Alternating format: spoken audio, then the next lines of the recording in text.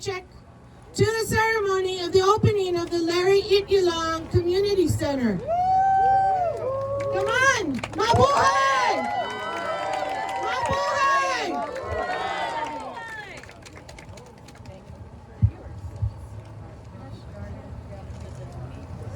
Okay. Mabuhay! Mabuhay! Sí se puede! Sí se puede! Okay. Let's all kind of get... Thank you, brother. Thank you. Thank you. Thank you. Let's kind of like get in front. Can we get the people on the side to kind of mobilize up front? Bring it in, folks. Bring it in.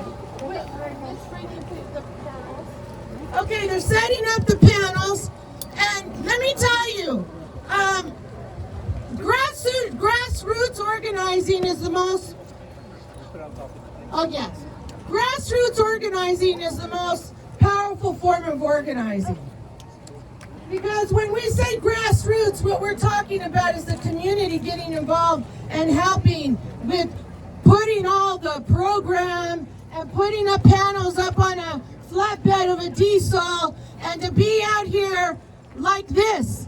And I feel very comfortable because I am a grassroots organizer. And I listened when they direct me.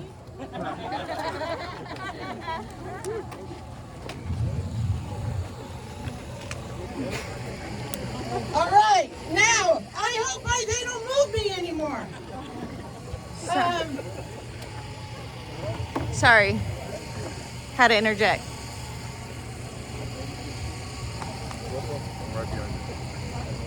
I want to first say it's a great, and again, it's a great honor to be before you to speak. It's an absolute great honor to be in the presence of Dolores Huerta. It's a great honor to be in the presence of so many people who have given their lives, children and families to this movimiento. I want to acknowledge my tias out of Oxnard, Rosa and Dolly, my tio Andy, like I did before, and the many friends that traveled throughout the state of California, especially Sacramento, Merced, San Francisco, Oakland, Los Angeles, San Diego, Fresno, San Jose, and Tulare, California. Gracias for being here. Behind me are enlarged panels of El Malcriado, okay, the Farmworker newspaper that covered a very important violent attack that occurred. Now, there was talk about a merge. That's true, there was a merge. And there's a lot of pieces to the story behind the birthing of the United Farm Workers Union. And out of Oxnard, California, my father, El Rojas, became an organizer. He began with the program on the war against poverty. And from there, he formed the Citizens Against Poverty. And from there, him and Oscar Gonzalez and just a couple other people founded the independent United Farm Workers Union. Well, the Great Boycott was called by the Filipino farm workers, and while Cesar Chavez and Dolores Huerta, like she mentioned before, they worked out of their organization, and there was a merge. And in that merge, the Great Boycott took off, and it was decided that in order to reach the consumer, to educate people about the farm worker movement in California, they had to go out of state. And that's when my family went to Pittsburgh, Pennsylvania in 1968 with $50, one phone number, to a priest with all of our clothes and our belongings and everything we owned in paper bags, supermarket paper bags. Now, this was a very long and a very hard journey. But when we came back from Pittsburgh, my parents were assigned to Poplar, California. And my father was the office director of Terra Bella Porterville, where he oversaw 30 union contracts and oversaw the farm workers of over 5,000 workers, along the side with my mother, Elena Rojas, and also many other people, including a very dear friend who's no longer here with us, Jesse Martinez, who is also identified in this malcriado. I stand before you with a broken heart. I stand before you like a giant, but also very, very sad.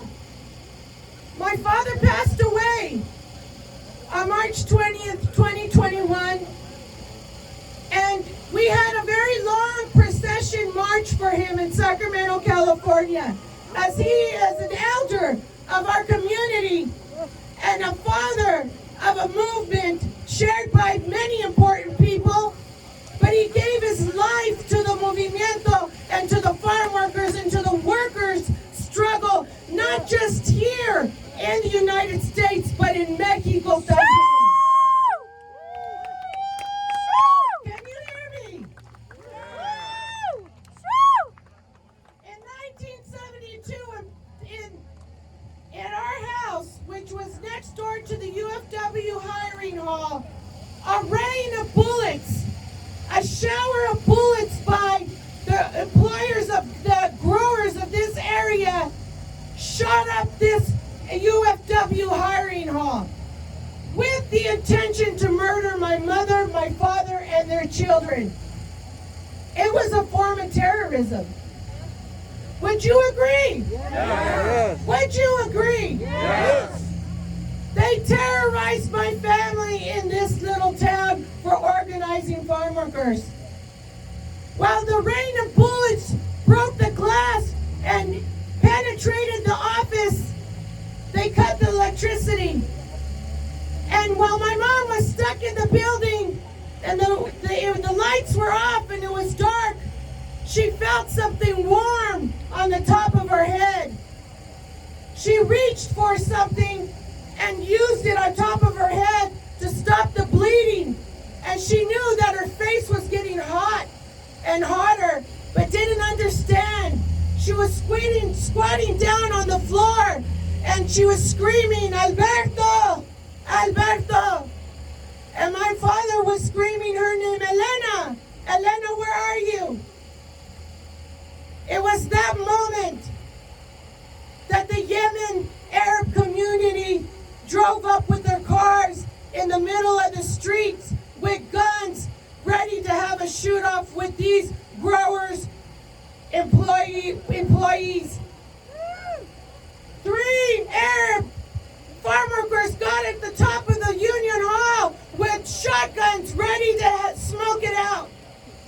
The ambulance came and the growers' employees said, "You get off that ambulance, you're dead." And that's when they raised their guns and they said, "Bring it on." At that moment, there could have been a disaster of a gun fight. But the growers' employees knew that they had to leave, and so they left. And just in time, they got the electricity back on, and when my father found my mother, she was covered in blood. They think a bullet scraped the top of her head, and it cut her head open. When they rushed her into the ambulance, all of the Arabs were in the front calling out, "Jamila! Jamila!" You see, when my family arrived to Poplar, there was a lot of animosity towards the Yemen Arabs here, farm workers. And my mom broke that animosity by her showing her respect and empathy for the farm workers, and she taught herself how to speak fluent Arabic. And in doing so, she started organizing, and she gained their trust. And as a result, they one. And if you go to Bakersfield, some of the old Arabs there still have families, have stores there. And when we lived there, we would walk in and they'd say, Jamila, Jamila. They'd call her name out. Well, today I have to say shukran. Shukran. Shukran. Shukran. Shukran. Thank you for being there for my family. Thank you for saving my family. And thank you for being such good friends to our family and loving us. Woo!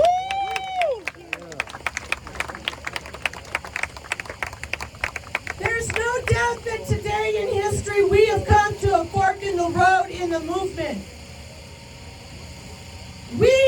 My father taught me, while I've been organizing at his side for over 45 years, and from the inside of the jungles of Mexico, on the front line with the Electricians Union in Mexico, all the way to San Quintin, Baja California, on the Driscoll boycott.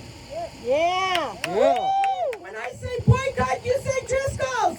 Boycott. Driscolls. Boycott. Driscolls. When my father passed away, because of the work that he did in Mexico in organizing workers in Mexico, you see, he just didn't sit on his legacy. He went into Mexico and he organized, and I was at his side. When they were killing the teachers of Oaxaca, he got on a plane and he marched with the teachers of Oaxaca to say, no one is going to die here anymore. When the electricians were under attack, he went to Mexico and he marched with them and he organized with them. And he shared with them what he knew and the importance of organizers organizing organizers to organize. Today we are in a very dangerous time. We're living through a pandemic and we have workers, essential workers on the front line dying because the government has failed. In many cases, many things have gone wrong. But I can tell you today that unionized and non-unionized workers are unifying to strike all over this country. We have over 1,600 strikes going on in this country that are destroying the two-tier system. Do you know what the two-tier system is? Yeah. It means they bring in a second tier of workers on the basis of part-time with no benefits. And we have to destroy that two-tier system. That's right. When we fight for farm workers, what we're saying is we're fighting for all workers in this state that have been industrialized, whether it's the poultry industry, whether it's farm workers, or whether it's janitors, or whether it's government workers, it's all workers. Yeah. Protecting workers means protecting families. And that means organizing workers. A general strike. If you saw what was happening in the world today, South Korea, 500,000 people walked out of their jobs on a strike. Give it up for South Korea. Yeah. Give it up, South Korea. Yeah. What we need here today is an end to the romantics. That's right. And to move forward with organizing and being united. Today, farm workers are in the worst conditions than they ever have been. You can go to Fireball, California and see farm worker housing with trailers falling apart with makeshift shifts and sticks and tarps holding those trailers together. And let me be clear, como le dije a mi papá, like my father would say, we are not immigrants. Say that again. We are not immigrants. We stand on our land. Somos mexicanos, but we come from the original peoples of this continent, and we were forced to migrate through NAFTA and through neoliberal policies that pushed people out of their countries. And in order to understand and to defeat neoliberal foreign policies like NAFTA and CAFTA, that make indigenous people into immigrants when they're not. We have to unify. We have to organize workers, and we have to stay strong. Boycott! Driscoll! Boycott! Driscoll! ¡Que vivan los trabajadores! ¡Que viva! ¡Que vivan los jornaleros de San Quintín! ¡Que viva! I stand again before you to say something that I'm very proud of. I used to be a delegate with the Democratic Party, and I was a congressional delegate for Bernie Sanders. And in 2016, when we were at the convention, I saw Dolores Huerta, and I was so honored to see her. And I said, Dolores, what I have in front of me is a resolution in support of the Driscoll boycott. She's wearing a button, I'm wearing a button, many of you are wearing a button in support of these farm workers. I said, my father is here with me and he signed this resolution. And she said, give it to me, I want to sign it too. And she said, when you go up to that committee, you tell them that I signed it. And she said, I'm proud of you. And I took that to heart, Dolores. I took that to heart. Because that was her way of saying, do it, Desi. Do it and get it done. And we did get it done. They signed and approved that resolution. And even though they support the Driscoll boycott, the reason why they supported it is because Chicanos on that board said we are responsible for implementing NAFTA to create this poverty amongst indigenous workers being forced to migrate and being forced out of their countries. And it's our responsibility to do this much to say, we support you. And that resolution still stands. Now, I'm not a delegate anymore, but I'm still the president of Labor Council for Latin American Advancement Sacramento chapter, and we're still on the front lines. I'm going to end it with Larry Itliong. Larry Itliong, I'm going to end it with Larry Itliong. Johnny is his son next to me, who's going to stand next to me. Dolores, when she said he was a kind-spoken man, that's exactly what my mother said. He was a cusser, yes, but in front of women, he was a kind, respectful man. And when he came to our house and sat with my mom and dad and talked about organizing and the farm workers in this area and about the deep politics within this union, because it wasn't easy. It was very hard to be a farm worker on the front line organizing in this union. We were living in poverty. We lived off of donated food, clothes, and healthy housing. We made those sacrifices for farm workers and for all of you, for all of us and our future. But he was a kind man, very kind, and I remember seeing him, soft-spoken, and I saw my mom cry too much.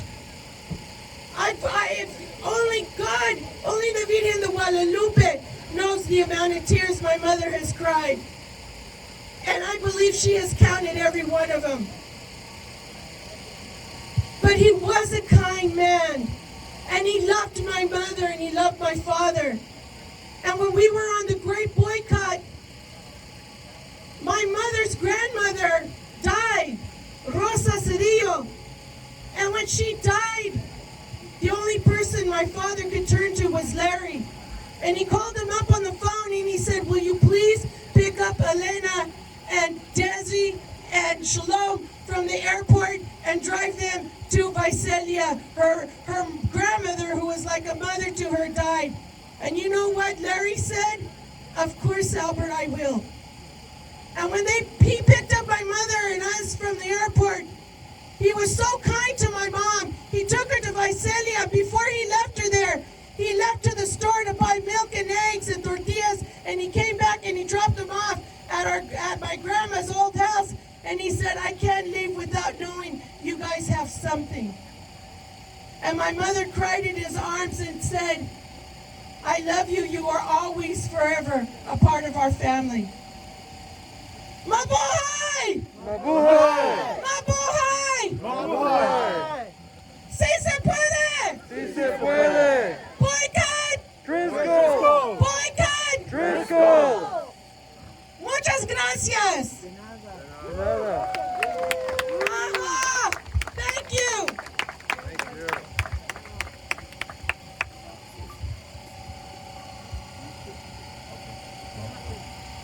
I was going to say something, but thank you, everybody. Thank you for coming. Thank you for being a part of this. You know, one of the histories that we really need to share is the fact that my tío, El Rojas, which I love very much, he meant so much to my dad. They were best friends, which makes us family. And it was El who started the UFW, the United Farmworkers Union in Oxnard. Do you remember that? It's an independent union. Independent Union in Oxnard. It started on 8 City Ranch. One of the strikes that was covered by the El Malcriado was Egg City Ranch, that also mentioned my father as vice president of an independent United Farm Workers Union. A very important strike that's very historical out of Oxnard, California. A strike that also Cesar went there as well in support. So this is all historical information. And interesting enough, in the state of California, we don't have any museums about us. There's no museums about us, but we're going to change that, right? Yeah. So, you know, Al definitely needs to be held up as one of the giants that we stand on their shoulders. You know, there's other names mentioned, and there was so many more names. Gilbert Padilla was also a founding member of the UFW and UFWOC. Ben Gines was mentioned earlier. He was part of that. Philip Veracruz, Andy Umatan, Pete Velasco. You know, one of these days I am going to head over to the AFL-CIO and see if I can get the roll call for AWOC. And I'm hoping that I could get those names put on one of the walls of the Filipino Hall in Delano. I don't know if that's possible, because it's now a historical site with maybe something we can put up there. But these guys, you know, they were the ones who started it all. They're the ones who took all the pain and suffering for us. You know, while people here are crying and whining about, you know, their pronouns and whatever they want to be called, that's fine. You're a human being. We're all humans. We're all in it together. But these guys are the ones that took the brunt of everything that was put out. All the racist laws that were put out against them. All of them. All the racism. I mean, I experienced some when I was young, but nothing that they got. Nothing nearly as close. And we have to remember that we are strong people, and that we can stand up to these things and not give it power. You take away that power, those words mean nothing. Absolutely nothing. You know, and you know, again, thank you so much, everybody, for being here. Thank you for recognizing my father. Thank you for recognizing El Rojas, you know, and Elena. Yes, definitely Elena. I mean, there's so many of us, you know, and just one of the things that I've always tried to do is mention the other people. My father was not alone. He was not alone. But he was the one to stand up in front of everybody and speak for those who didn't want to or couldn't. I'm coming back to the mic because I forgot to mention something if I didn't already. I would like to say that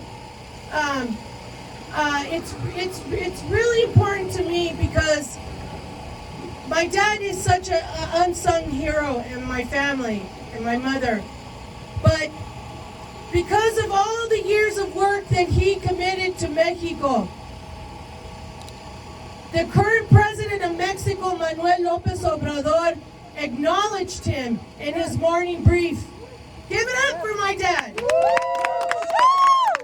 But it wasn't just the president of Mexico that did that. It was the people of Mexico. The Mexican Congress did a moment of silence for my father, and that has never been done before for a Mexican-American union organizer who worked so hard.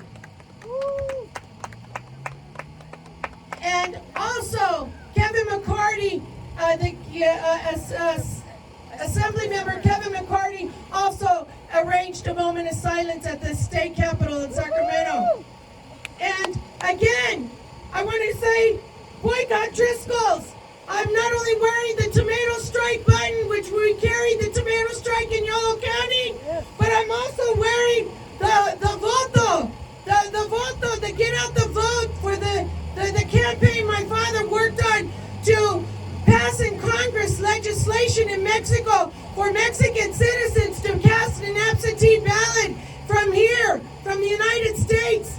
And that was one small sliver, a part of the Mexican Revolution and the change that you see today in Mexico. And I'm wearing this button today. ¡Que viva la huelga! ¡Que viva! ¡Que viva la raza! ¡Que viva! My name is Desiree Rojas. Soy la hija de Ali Elena Rojas y yo soy chicana. I'm a native woman. Thank you very much.